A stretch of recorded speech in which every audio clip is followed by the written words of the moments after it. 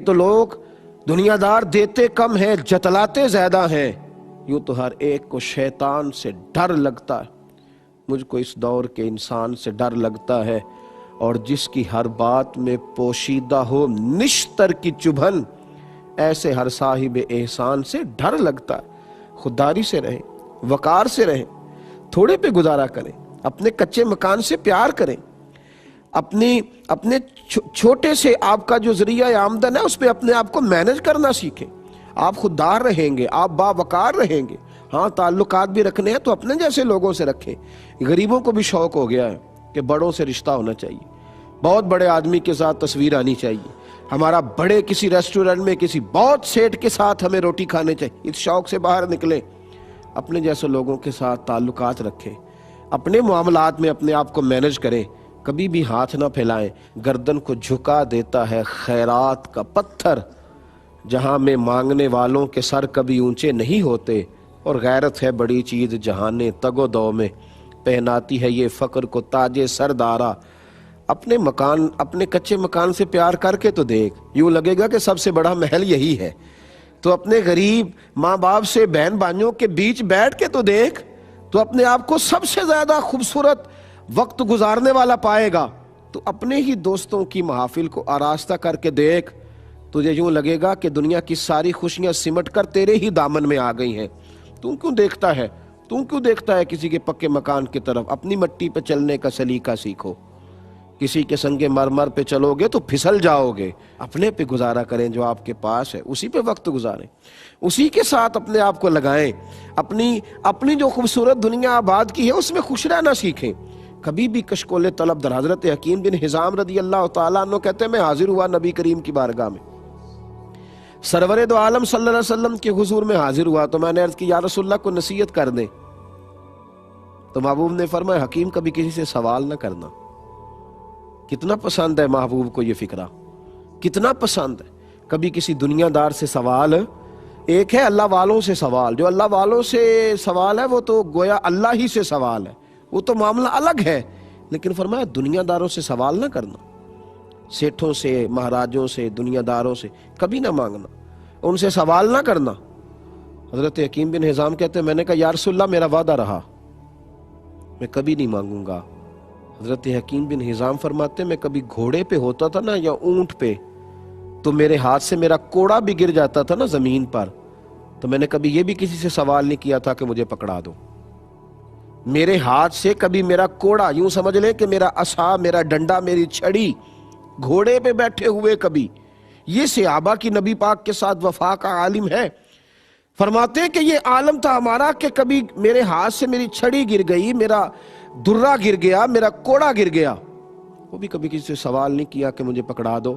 فرماتے ہیں کہ دن میرے ہاتھ سے میرا کوڑا گر گیا، میں اونٹ پہ بیٹھا تھا، کچھ بڑھاپا آ گیا تھا، تو میں تکلیف کے ساتھ ایک دفعہ نیچے اترا، نیچے اتر کر کے پھر میں نے اسے اٹھایا، اور اٹھا کر جب میں دوبارہ گھوڑے پہ بیٹھنے لگا تو بڑھاپا تھا، ذرا مشکل محسوس ہوئی۔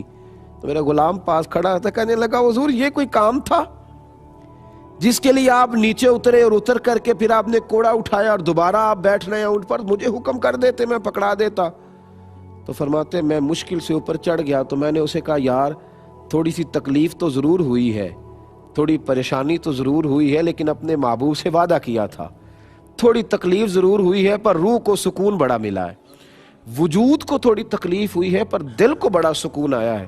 کبھی بھی نہ دیکھیں دائیں بائیں، کبھی بھی غور نہ کریں کسی کے پاس کیا ہے، کوئی کدھر جا رہا ہے، کوئی کس طرف لگا ہوا ہے۔ خودداری سے رہیں، عزت نفس سے رہیں، وقار کے ساتھ رہیں، اپنے معاملات کو ہمیشہ اپنے مالک کی بارگاہ میں پیش کریں۔ ترمذی شریف میں حدیث ہے، نبی کریم صلی اللہ تعالیٰ علیہ وسلم نے فرمایا، جو اپنے معاملات اپنے رب کی بارگاہ میں عرض کرے گا، جلدی یا دیر سے اللہ اسے دنیا سے بے نیاز کر دے گا، لیکن جو دنیا داروں کے سامنے اپنے معاملات پیش کرے گا، جگہ جگہ رونا روئے گا اپنی غربتوں کا، فرمایا اللہ اسے کبھی بھی غنی نہیں کرے گا، کبھی بھی غنی نہیں کرے گا۔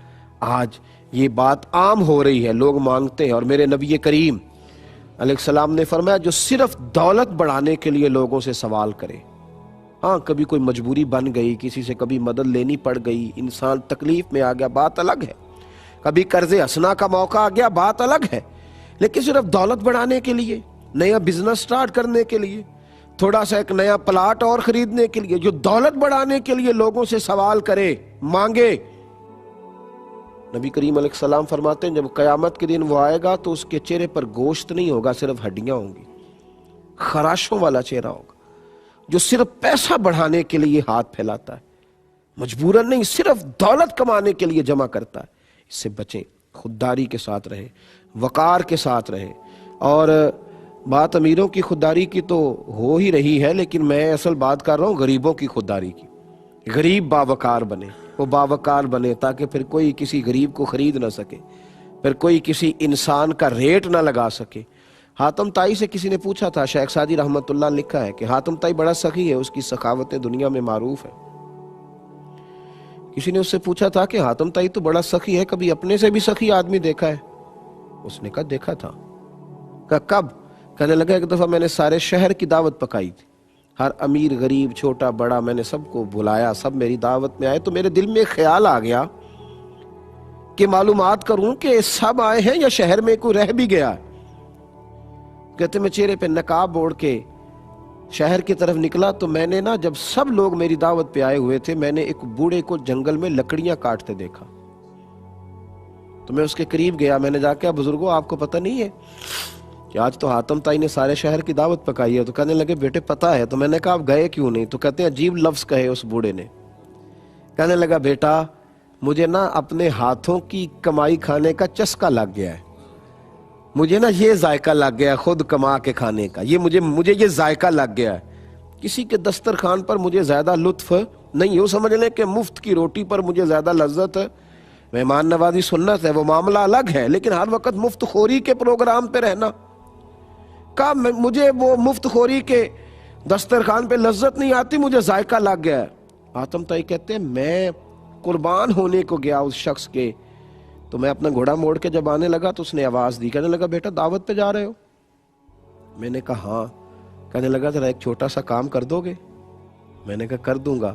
تو اس نے مجھے 5 دینار دیے، کہنے لگا جب جاؤ نا دعوت پہ تو وہاں جو آدمی کھانا پکا رہا ہو نا، لنگر پکا رہا ہو، اسے میرے 5 دینار دے دینا۔ حاتم طائی کو تو ضرورت نہیں ہے میرے پیسوں کی، لیکن وہاں بڑے بڑے اچھے لوگ آئے ہوں گے، چلو میرا بھی تھوڑا سا حصہ ڈل جائے گا، میں چاہتا ہوں خیر کے کام میں۔ تو حاتم طائی کہتے ہیں میں چھلانگ لگا کے گھوڑے سے اترا اور نقاب چہرے سے اتار کے کہا بابا ذرا سینے سے تو لگ، میں تو مالدار ہو کے سخی ہوں یار، تو غریب ہو کے بڑا سخی ہے۔